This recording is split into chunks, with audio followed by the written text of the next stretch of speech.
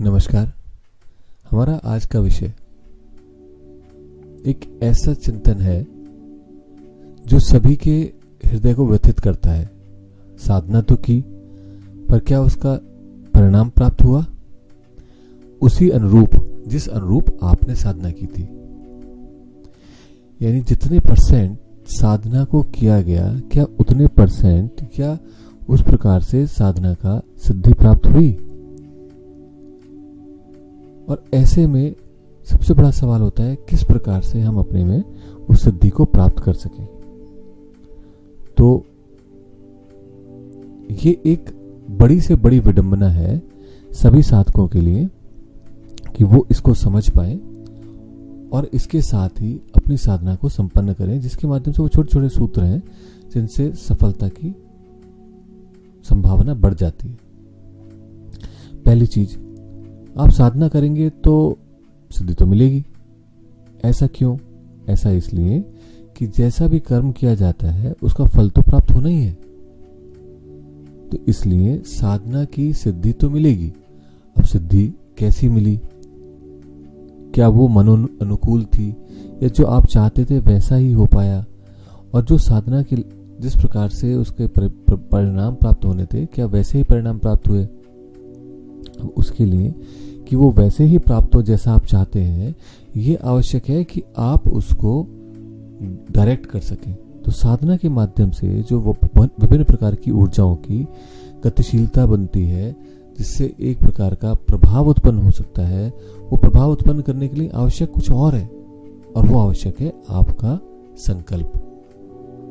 इसको आगे डिटेल में चर्चा करते हैं, पर समझने का प्रयास कीजिए कि जिस प्रकार भी आप अपने संकल्प को लेंगे, जैसा भी संकल्प को आप लेंगे, वैसा ही परिणाम होने वाला है। और इसीलिए आपने देखा होगा कि जितने भी कर्मकांड हैं या प्रयोग हैं, उनसे पहले एक संकल्प लिया जाता है। और पंडित जी बोलते भी हैं, आपने सुना भी होगा, ओम विष्णु विष्णु विष्णु बोलकर प्रारंभ करते हैं। तो वो बेसिकली एक संकल्प दिलाते हैं आपको, और वो संकल्प आइडेंटिफाई करते हो आप उसमें अपने आप को और अपने लक्ष्य को बोलते हो, और उस सब कुछ को जो वहां पर दृष्टा है उनके बारे में आप बोलते हो। तो इस प्रकार से आप संकल्प के माध्यम से उस अभीष्ट को प्राप्त करने के लिए एक कर्म कांड करते हो, एक क्रिया करते हो, और फिर उसके बाद आपको उसका परिणाम प्राप्त होता है। तो ये तो हो गई साधना की बात। लेकिन वो साधना क्या दे रही है? ये होता है संकल्प से। तो इसको अब समझने का प्रयास करते हैं। तो मैं अपनी वार्ता को, इस विचार को आगे प्रारंभ करने से पहले कुछ बताना चाहता हूं। जैसे आपने देखा होगा एक मिश्री आती है, और आजकल तो लोग शुगर की जगह मिश्री को भी उपयोग में लाते हैं, उसे पीस करके उसका उपयोग करते हैं। तो मिश्री वास्तव में माखन मिश्री कृष्ण जी से रिलेटेड रही है, उनके बालपन से, और ये उनके प्रिय पदार्थों में से एक है। और कृष्ण जी का ऐसा कुछ भी नहीं जो हमारे लिए कुछ ना कुछ मार्ग प्रशस्त ना करता हो, जो बहुत रूपों में देखा जा सकता है और समझा जा सकता है। तो ये मिश्री किस प्रकार से बनती है?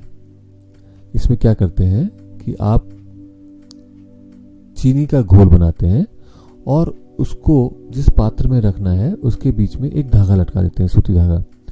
तो उसमें कैपिलरी एक्शन से धीरे धीरे धीरे धीरे पानी ऊपर की ओर चढ़ता है, और वो पानी क्योंकि शुगर को अपने साथ लेके जाता है, तो शुगर उसके बाहर, धागे के बाहर धीरे धीरे चिपकती चली जाती है।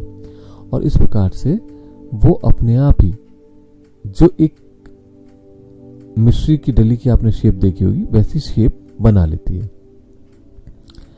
अब आप इसको इस प्रकार से देखिए कि जिस समय आपने धागा लटकाया था कुछ भी नहीं था उसके ऊपर, और जो सॉल्यूशन जिस प्रकार से चढ़ना शुरू होता है, उससे उसकी कितनी बड़ी मिश्री की डली बन सकती है, वो बन जाती है। तो आप जानिए कि संकल्प सूत्र इस मिश्री की डली के बनने के लिए जो आपने सॉल्यूशन के बीच में धागा लटकाया है, बिल्कुल वैसा है।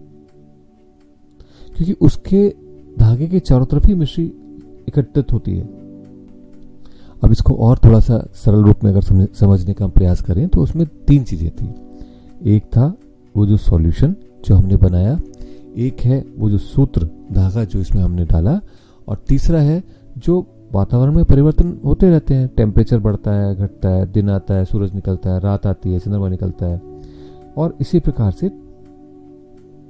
प्रेशर्स के भी वेरिएशंस होते रहते हैं। तो टेम्परेचर, एयर वेरिएशंस चलते रहते हैं, प्रेशर वेरिएशन। तो अगर इसमें हम देखें तो जो सूत्र है वही संकल्प की तरह से है, वही उसको सिग्निफाई करता है, और उस सॉल्यूशन को बनाना प्रिपेयर्डनेस है, हमारी प्रिपरेशंस है साधना की, और उसको मिश्री को जनरेट करना, क्रिएट करना उससे, ये हमारी साधना है।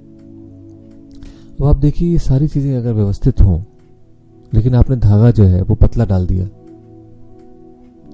या धागा आपने डाला ही नहीं, तो आपको परिणाम कहां से प्राप्त होगा? इसलिए ये आवश्यक है कि हम उस संकल्प को अवश्य लें, क्योंकि साधना से जो कुछ भी होगा उसको कहीं ना कहीं एकत्रित करना आवश्यक है।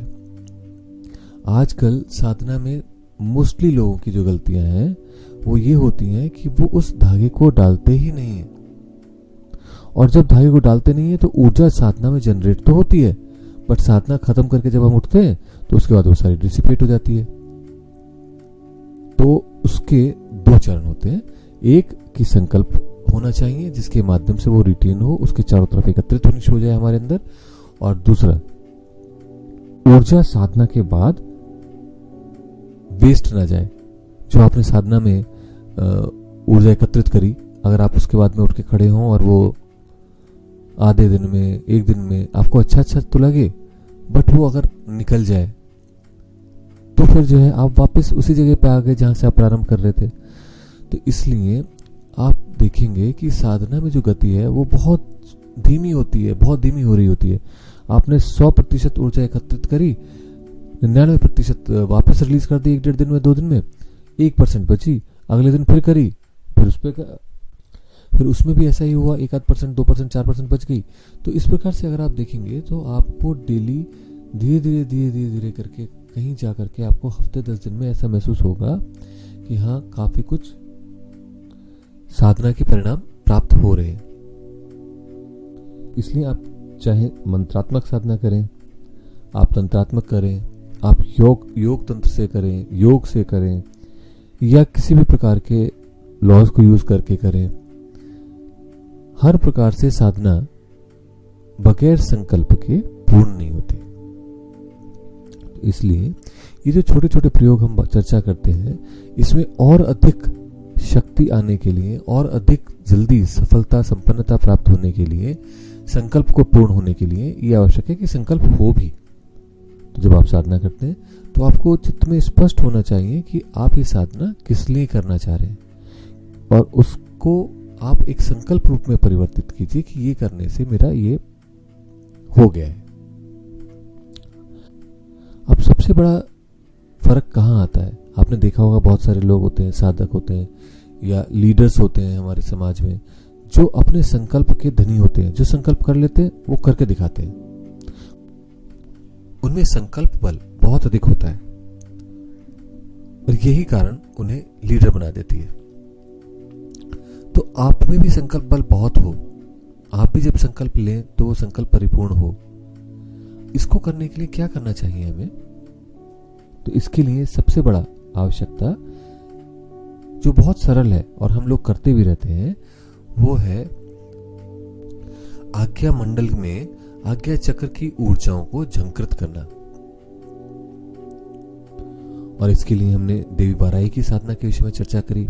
आप देवी बाराई की साधना कीजिए, एक ऐसा मार्ग आपके लिए प्रशस्त होता है, एक ऐसा संकल्प बल आपको मिलता है कि जहां कुछ दिख ना रहा हो, जहां कुछ पता ना चले, जहां पूर्ण शून्य हो, ऐसे में से भी जैसे वराह धरती को ढूंढ कर लेकर आ गए थे, आप भी अपने आप को जो खो गया है, जो सेल्फ इस जन्म में, जीवन में आकर के उसे ढूंढ के निकाल के ला सकते हो, जो गहरे से गहरी खोज है किसी भी मानव के लिए। तो इसलिए देवी वाराही की साधना से हमारा संकल्प बल, संकल्प शक्ति बहुत अधिक बढ़ जाती है। तो आप एक छोटा सा प्रयोग कीजिए, देवी वाराही की साधना कीजिए, उससे आप अनुभव कीजिए कि आप में किस प्रकार के परिवर्तन आ रहे हैं। और इस बार ध्यान दीजिएगा कि आपके संकल्प बल में किस प्रकार से परिवर्तन आपको अनुभव हो रहे हैं। वो आपको चमत्कृत कर देगा। आप छोटे छोटे संकल्प लेने का प्रयास कीजिए और आप हैरान रह जाएंगे उन संकल्पों से कि मैं जीवन में ऐसा कर पा रहा हूं, मैं इतनी देर में, इतने स्टेप्स में वहां तक पहुंच जाऊंगा, मैं इतनी देर में ऑफिस पहुंचूंगा, मैं इस समय पर यहां होऊंगा या ऐसा कर पाऊंगा, मेरे ऐसा बोलने से सामने वाले को ऐसा बोलेगा वो। तो आप छोटे छोटे संकल्प हैं, आप जब करना शुरू करते हैं इन संकल्प के छोटे छोटे बिंदुओं को, वाराही साधना करने के बाद में आप देखेंगे कि आपके अंदर संकल्प बल बढ़ना शुरू हो गया है। और जैसे जैसे आप इन छोटे छोटे प्रयोगों को अपने जीवन में करना प्रारंभ करेंगे और देखेंगे, टेस्ट करेंगे, आपका कॉन्फिडेंस बढ़ने लगेगा। आपको जो रिटेंशन है उस संकल्प बल की, आपके अंदर संकल्प शक्ति की, वो बढ़ने लगेगी। और आप फिर समझ पाएंगे कि मैं संकल्प लूंगा, मैं ऐसा कहूंगा तो होना ही है ऐसा, और यही सिद्धि है।